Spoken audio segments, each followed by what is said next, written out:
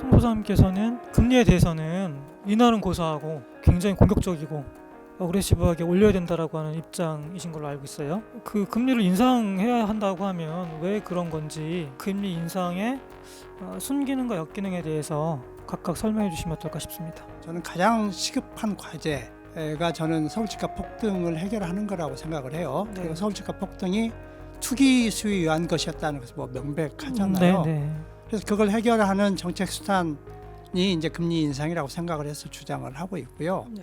제가 이제 집값 폭등에 관한 글도 쓰고 유튜브 방송도 하고 이제 한 2년여 활동을 하는데 젊은 사람들 만나면 이 집값 폭등으로 인해서 희망을 잃은 이야기들을 굉장히 많이 듣습니다. 그건 뭐 저희 애들도 마찬가지고 웬만큼 열심히 해서 서울에 집값 살 희망이 없는데 그게 삶의 희망이 절반은 날아간 거잖아요. 열심히 일해서 돈 벌기 지금 굉장히 힘든 우리 그 경제 여건인데 강남에 아파트 두세 채 가지고 있으면 지금 과거 한 4, 5년 동안 몇십억 벌었잖아요. 그럼 그 다른 의미가 없죠. 예를 들면 기업인들 저는 최근에 제가 만나지는 않았지만 이런 푸념 하실 거예요. 중소기업 하시는 분들이 5년 전에 내가 공장 짓지 않고 그 돈으로 강남 아파트 샀으면 훨씬 나았을 텐데 이런 후회 비슷한 이야기를 할 거란 말이에요. 이런 분위기에서 경제가 잘 된다면 그게 이상한 거죠. 그러니까 지금 서울집값 폭등이 이 노동자들은 일할 의욕 없고 기업인들 사업 의욕 다 갉아먹었어요.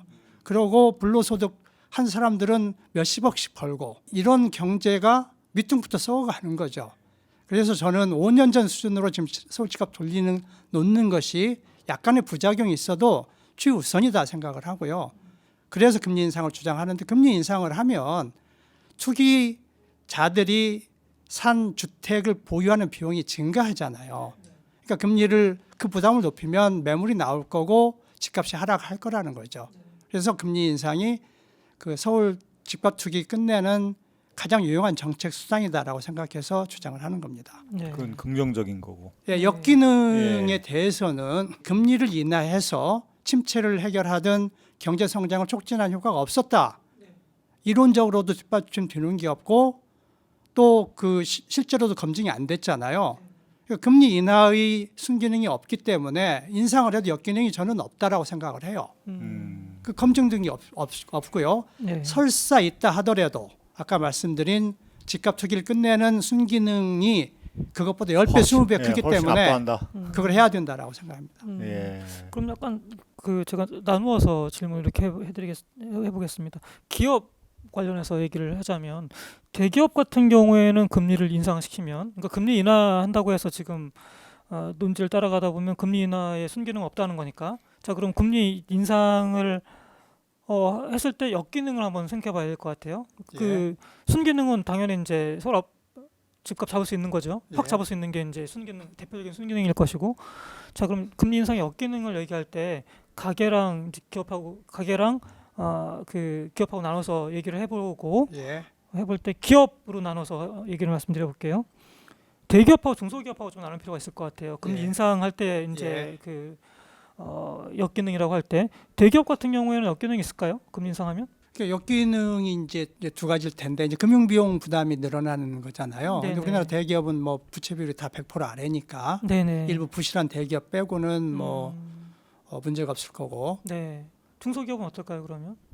이제 중소기업의 경우에 이제 네. 사실은 금리 인하를 하면 네. 원래 그 자금 조달 비용이 낮아져서 네.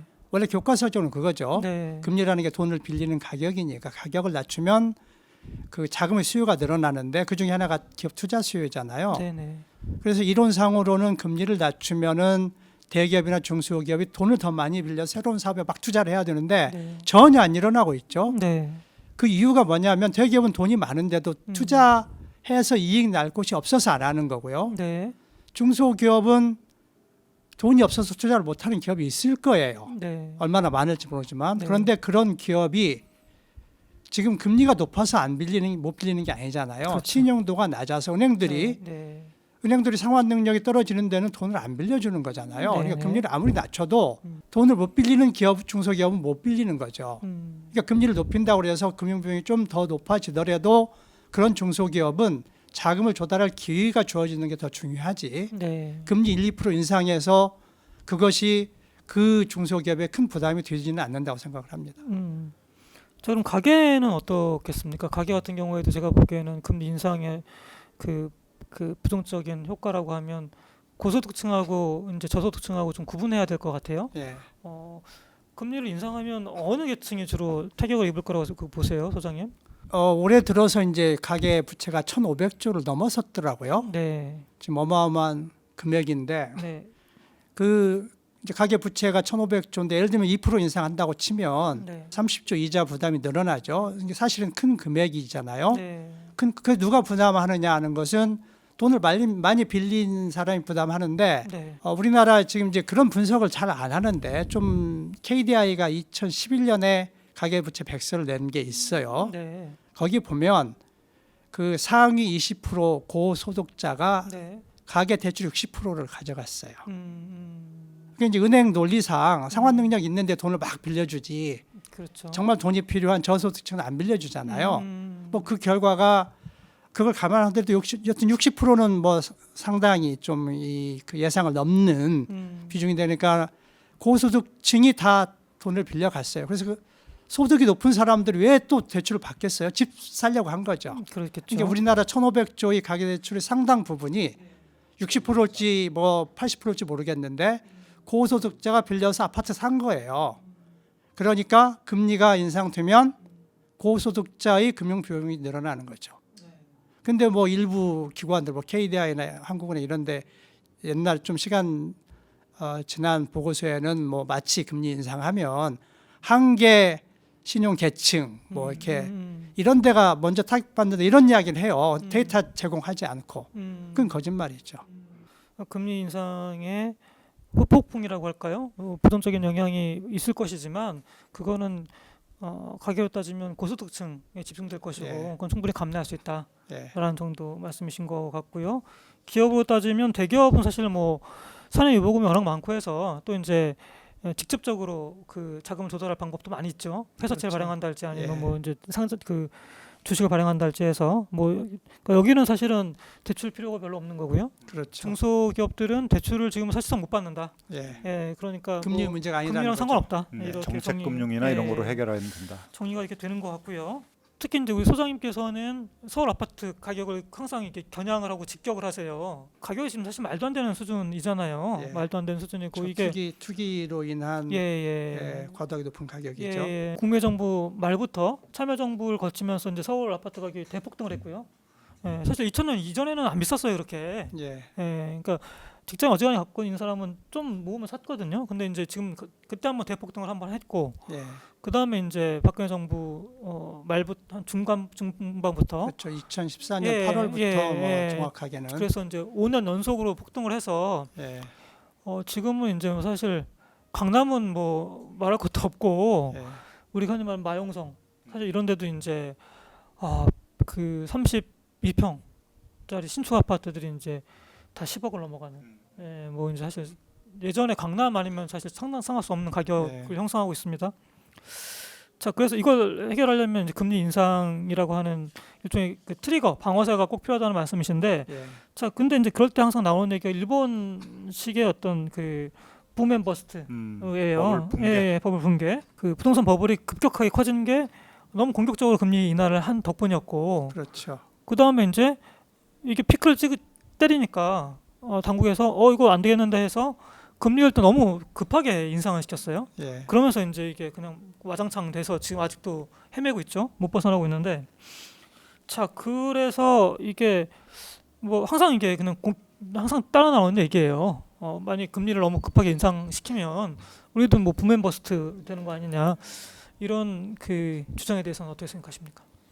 그러니까 우리가 그 이제 일본 뭐 잃어버린 10년 했다가 지금 잃어버린 20년, 지금 25년째 잃어버린 이제 계속 세월이 앞으로도 계속 있죠. 잃어버릴 것 같아요. 여기 벗어날 가능성이 지금 눈에 안 보이는데 그게 이제 버블이 붕괴된 거잖아요. 그러니까 우리 거기서 배울 건 뭐냐면 첫째는 버블이 생기면 안 된다. 너무 위험하다는 거예요, 그렇죠? 네. 그러니까 어떻게 해서든 버블 생기는 거 막아야 돼요. 음. 둘째는 그 미처 그걸 막지 못해서 생기면 초기에 네. 빨리 터뜨려야 된다는 거잖아요. 네네. 근데 지금 이제 이야기하는 사람들은 뭐냐면 이왕 뭐 법을 뭐 누구 잘못인지 모르지만 생겼으니까 네. 터뜨리면 위험해 이런 이야기 하는 거예요. 그러면서 그렇죠. 법을 계속 키우자는 거잖아요. 그러니까 그러니까 그런 법을 안 터지게 금리를 인하하자는데 인하하면 대출이 늘어나고 가격 더 올라서 버블이 커지죠. 네. 그러니까 버블을 지금이라도 안 터뜨리고 터뜨리는 후유증이 적게 하려면 금리를 완만하게 인상을 해야 되는데 인하하면서 버블이 위험하다고 하면서 금리를 인하해서 더 키우고 있어요. 이게 말도 안 되고 논리적으로도 안 맞고 합리적이지도 않은 이야기를 문재인 정부는 그대로 실천해요. 그러니까 국가 경제 운영하는 위치에 있는 사람들이 경제를 네. 정말 아나 싶은 이런 의심이 들 때 한두 번이 이제 아니죠. 그리고 이제 만에 하나 우리가 금리를 과격하게 인상을 한다. 4% 5% 인상을 해서 법을 터뜨린다. 그래도 경제 위기 없다라고 한국은행 KDI 보고서는 그렇게 나와 있어요. 네. 예를 들어 지금 1.5%에서 뭐 5%로 인상했다라고 해도 아니 5%로 인상하는 건 그 사람들은 아예 생각을 안 하니까. 그런 말은 하지 않고 예, 그러니까는 금리가 이제 한때 좀 인상하는 분위기가 있었던 적 있잖아요. 예. 그래서 금리가 인상이 되면 집값이 하락을 해서 그러면 아까 이야기하듯이 버블이 터져서 금융위기 뭐 이런 이야기들이 이제 일부 하는데 거기에 대한 일종의 어떤 대응으로 보고서들이 나온 걸 보면 위험하지 않다는 건 뭐냐면 그쪽은 금융 시스템이 붕괴되지 않는다. 금융 시스템 위험이 없다라는 이야기인데 이제 그 금융 시스템 위험이라는 건 뭐냐면 그 대출을 못 갚는 사람이 줄줄이 늘어나서 은행, 금융기관이 부실화되는 걸 이야기하는 거예요. 그런데 아까 이야기했듯이 지금 차주, 대출 받은 사람 대부분이 고소득자이기 때문에 네네. 갚을 능력이 있다는 거예요. 금융기관이 그 사람들이 붕괴할 염려가 없다. 전혀 없다라고 예. 이야기를 하고 상환 저도 능력이 있다. 저도 그렇게 생각을 합니다. 예. 제가 아무리 주장을 하지만 5%까지 누가 올리겠어요. 그렇죠. 지금 내리지만 않고 2% 정도만 올리는기만 해도 버블이 더 이상 커지지 않는 효과가 있을 텐데 지금 내리는 것은 버블 더 키우겠다는 거니까 뭐 앞뒤가 전혀 맞지 않는 주장을 하고 있고 또 정부는 그걸 실천을 하고 있는 게 답답하죠. 그러니까 좀 요약을 하자면 일본 같은 경우에는 물론 이제 버블의 크기도 다르죠. 예. 일본의 버블의 크기가 훨씬 컸던 예, 거고 훨씬 컸죠. 압도적으로 컸고 거기에는 이제 투기의 주체가 주로 기업들. 예. 근데 우리는 뭐 다 가게죠. 예. 가게고. 고소득자들이죠. 예, 그래서 우리는 버블의 크기도 작고 서서 지금 수술하더라도 뭐 별탈 안 난다. 예. 근데 지금 이제 아주 많은 사람들이 하는 얘기는 뭐 암에 걸려서 죽어가지만 수술하다가 더 빨리 죽는다. 예. 그러니까 그냥 수술하지 말자. 예. 그냥 뭐 아까진기 바르고 살자 뭐 이런 얘기인데 그건 뭐 용납 안 된다는 아니, 말씀이신 아까 거잖아요. 지금 살자는 게 아니고 뭐 그 술 마시고 담배 피우고 그런 거 더 하자는 이야기죠. 예. 이게 2000년 이후에 글로벌 경제라고 해야 될까요? 글로벌 시장이라고 해야 될까요? 이걸 보면 제가 보기에는 그냥 일종의 뭐라 하면 좋을까? 지대추구 예. 경제 정확히. 예. 그다음에 이제 버블 경제인 것 같아요. 예. 그러니까 뭐 이제 뭐 인터넷이니 무슨 뭐 정보통신혁명이니 뭐 스마트폰이니 이건 사실 제가 보기에는 일종의 뭐 장난감 같은 느낌이 있고 뭐 괄목할 만한 어떤 생산성의 향상 뭐 이런 건 없어요. 지금 굉장히 보면은 세계 경제를 봐도 1930년대 40년대 이때 이제 전경련 있고 뭐 이렇게 될 때 그 생산성이 굉장히 높았고요. 그다음 경영적으로 굉장히 많이 떨어지더라고요. 지금 보면 예. 추세적으로 굉장히 생산성이 떨어지고 있어요. 총 요소 생산성이라 말을 하잖아요. 떨어지고 있고 노동 생산성도 마찬가지고. 그러면서 사실 어찌 보면 여기서 이제 활로를 못 찾으니까 유동성만 어마어마하게 풀어서 결국에는 그거 가지고 계속 이제 일종의 폭탄 돌리기 식으로 이런저런 자산 버블을 일으키고 그거 가지고 이제 일종의 부의 효과가 있지 않습니까 분명히. 그러면서 그냥 연명하면서 사는 거 아닌가라는 생각이 좀 강하게 들어요. 예. 그래서 이게 무슨 계속 폭탄 돌리기 느낌이 들거든요. 저는 많이 드는데 그런 그 저의 일종의 관점이라고 할까요? 진단에는 어떻게 생각하십니까? 소장님? 전적으로 공감을 합니다. 네. 전적으로 공감을 하고요. 그러니까 이제 생산성 하락도 하나지만 어쨌거나 자본주의 성장이 사실은 2000년 이후에 멈춘 거잖아요. 네. 일본만 잃어버린 25년이 아니고 자본주의 네네. 자체가 멈췄는데 그거를 이제 끌고 가려다 보니까 우리 그 사회자께서 이야기했듯이 네. 돈 풀어가지고 법을 만든 거잖아요. 이게 버블이니까 파티를 빚내가지고 파티하면서 좀 지금 상당히 경제 좋은 것처럼 했는데 그게 이제 후유증이 위기 오고 뭐 이런 게 반복이 되는 네. 건데 예. 이제 근본적인 이제 이게 자본주의가 죽어가고 있는 거잖아요. 그렇죠. 아니면 병 걸려 있거나 그렇죠. 이런데 병의 원인 그러니까는 왜 성장이 안 되고 있고 하는지를 찾아서 수술해야 되는데 이제 그걸 지금 아무도 안 하고 있는 거고 경제학자들도 그걸 이야기를 안 하는 거예요. 이제 네. 그게 그걸 하다 보면은 이 자본주의에서의 주인인 자본가의 자본이 어떤 그 불리한 것들을 손대게 되니까 아예 그쪽 눈을 안 돌리고 네. 예. 그래서 이제 버블을 하고 있는데 저는 결국 이렇게 해서 자산 투자로 인해서 소득, 돈을 버는 것 이게 이제 지대추구고 불로소득이잖아요. 맞습니다. 예. 그래서 굉장히 지금 병이 걸려 있는 자본주의라는 건 전적으로 공감을 하고 있고요. 네. 그 증상이 이제 똑같이 나타나는 게 서울집값 폭등인 거죠. 네. 네. 그래서 사업가는 사업의욕 없고 노동할 사람 노동의욕 없고 우리 사회에서 가장 큰 질병인 부양극화 이루어지고 있고 문재인 정부는 그걸 해결할 의지도 없고 행동도 없고 네. 답답하죠. 예. 그래서 저라도 이런 이야기를 해야겠다 해서 얘기를 하고 있습니다.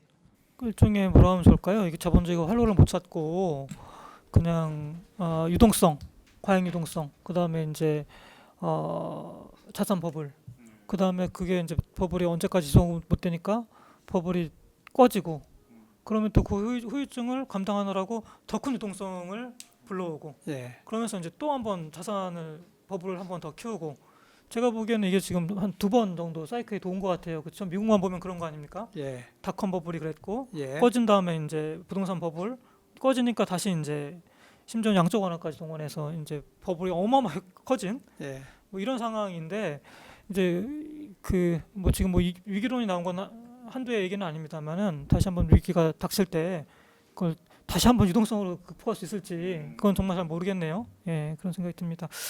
자, 오늘 뭐 여러 가지 얘기를 참 많이 했고요. 금리에 대해서는 굉장히 이런 컨텐츠는 어디에서도 못 보실 것 같아요. 뭐 굉장히 전복적이고 뭐 근본적인 컨텐츠라고 자부합니다. 소장님 오늘 여러 말씀 해주셨는데 끝으로 한 말씀 하시고 싶은 말씀 해주시죠. 예. 저도 이제 이런 많은 이야기를 할 기회가 주어져서 대단히 기쁘고요. 네. 금리를 인하하자 경기 침체 핑계로 이런 주장이 난무하는데 경제 이론 뒷받침해줄 이론도 사실 없고 그리고 검증도 안 돼 있고 우리 현실을 보면은 뭐 제로 금리도 이 경제 회복에 전혀 효과가 없는 게 이미 우리 현실에서 입증이 됐어요. 그런데도 경제학자, 뭐 교수 이런 사람들이 금리 인하 이렇게 계속 이야기를 하고 언론은 그 주장을 대서특필하고 있고 정부는 언론하고 이렇게 나오니까 그냥 실천을 해서 금리 인하를 그냥 하고 있단 말이에요. 그래서 그거 보면 이렇게 집단을 이루어서 소위 어떤 그 오피니언 리더들이 하는 것이 말하지 않는 어떤 의도가 있는 거 아니냐, 다른 목적이 있는 거 아니냐 이런 의구심이 들어요. 그 결과로 나타난 게 딱 한 곳만 좋아지잖아요. 집값, 서울 집값. 그러니까 서울 집값, 그러니까 이게 주장하는 사람들, 경제학자라든지 박사라든지 언론이라든지 정부의 고위 관료들이 그렇게 해서 집값 올리면 이익 보는 그룹 아닌가. 그렇게 말하는 사람들이 말하는 사람들이 대다수가 한두 명이 아니죠. 수천 명 뭐 이런 네. 집단이. 그래서 그들이 이익을 위해서 하는 거 아닌가. 다른 어떤 질병들, 그걸로 인한 부작용이 엄청난데. 네. 그래서 어느 분이 그런 그룹들을 부동산 카르텔이다. 범죄 집단이라고 우리가 카르텔이란 말을 범죄단에 쓰니까 그래서 저는 상당히 그런 게 공감을 한다. 이런 어떤 그 추론까지 한번 해보게 됩니다. 네. 저희는 사실 그 세제 중심으로 부동산 문제를 해결해야 된다라고 그렇게 많이 생각을 했고 그쪽으로 정책 이론 연구를 하는데 집중을 하고 또 예. 많은 또 글을 발표를 했는데 물론 그것도 중요하지만 소장님이 말씀하시는 그 내용 또 글 또 오늘 대본 이런 거 읽으면서 또 제가 또 뭐 가지고 있는 자료 이런 거 보면서 금리가 굉장히 중요했구나. 네. 그리고 저도 금리라고 하는 신화 뭐 내지 우상에 굉장히 이렇게 빠져 있었구나. 네. 그래서 새롭게 이 시장 경제를 새롭게 보게 됐고 또 이 부동산 문제를 또 새로운 각도에서 보게 돼서 좀 참 좋은 것 같습니다. 저한테 굉장히 유익했고요. 이 사실 아까 우리 태경 대표님 말씀하신 것처럼 이게 약탈하는 거잖아요. 자산을 예. 버블을 만들어 가지고 거기에서 일부 계층이 굉장히 돈을 많이 버는 거는 다른 사람의 것을 뺏어오는 건데 그렇죠. 예, 합법적으로 예. 뺏어오는 그런 체제를 계속 유지할 수가 없는데 예. 이제 끝내야 될 때가 왔는데 이제 어떻게 끝내야 되느냐 이제 그런 또 고민도 한쪽에서 들고 그러네요. 예. 예, 오늘 참 뭐 여러 가지 얘기 그리고 아주 중요한 얘기를 한 것 같습니다. 이게 금리는 사실 이제 자본주의 시장 경제에서 보면 중력 같은 거죠, 사실은 이게. 그래서 여기에 대해서 어떤 관점을 갖느냐, 어떤 태도를 갖느냐는 굉장히 중요한 것 같습니다. 그래서 우리가 이제 자본주의 시장 경제라고 할 때 이 자본주의 시장 경제를 우리가 이제 옹호하고 거기 정당성을 부여하는 것은 이게 뭐라 하면 좋을까요? 부를 획득하는데 정당성이 있다라고 하는 거.